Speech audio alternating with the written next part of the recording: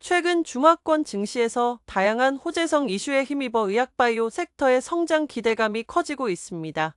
다수의 증권사들이 내놓는 혁신 신약 산업의 회복을 낙관하는 보고서들은 오랜 기간 조정기를 겪어온 의학바이오 섹터가 올해 새로운 전환점을 맞이할 수 있을 것이라는 긍정론에 무게를 실어주고 있습니다.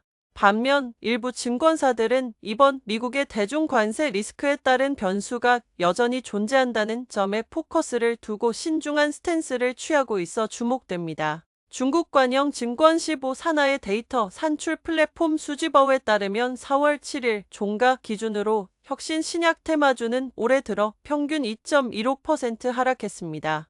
종목별로는 큰 온도차가 나타나면서 택경제약, 예력사, 영창생물, 강홍제약, 회사과제약, 애적약업 등 6개 종목의 주가는 누적 20% 이상 상승한 반면 미심생물, 칸시노바이오로직스, 전현생물, 강태바이오, 향설제약 등은 연내 하락폭이 15%를 넘어섰습니다.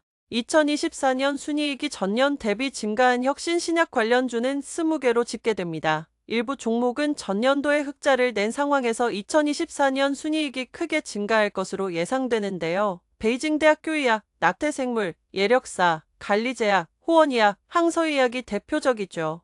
특히 중국 혁신의학의 선두 기업인 항서의학은 우수한 실적 성적표를 기록하며 혁신 신약 부문에 대한 시장의 신뢰를 다시 한번 높이는 계기를 마련했습니다.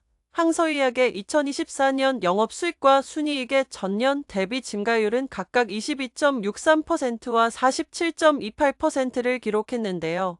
2024년 매출 증가율은 2019년 이후 가장 높았고 순이익 증가율은 지난 15년 내 최고치를 기록했죠.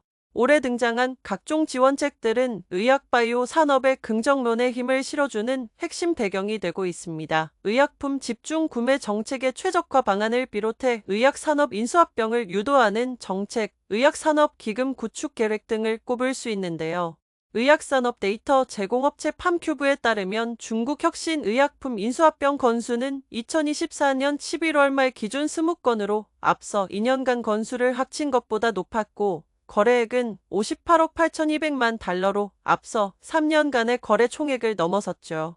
인수합병과 구조조정은 기업의 경쟁력을 빠르게 확대할 수 있는 촉매제인 동시에 국가적 차원에서도 산업 전환 및 업그레이드, 자본시장 강화에 긍정적이라는 점에서 주목됩니다.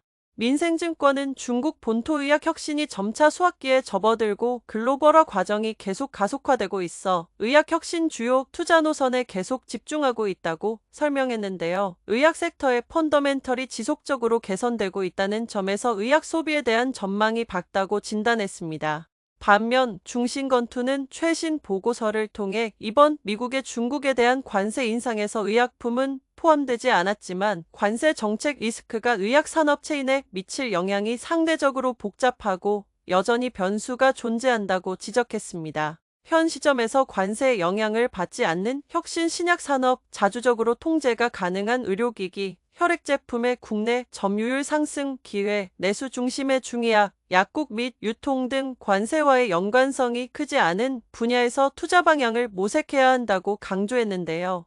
장기적으로 볼 때 해외 진출은 여전히 의학 기업의 중요한 전략적 방향이 되어야 한다고 강조하면서 해외 진출을 통해 기대할 수 있는 성장의 기회 포착을 권고했습니다.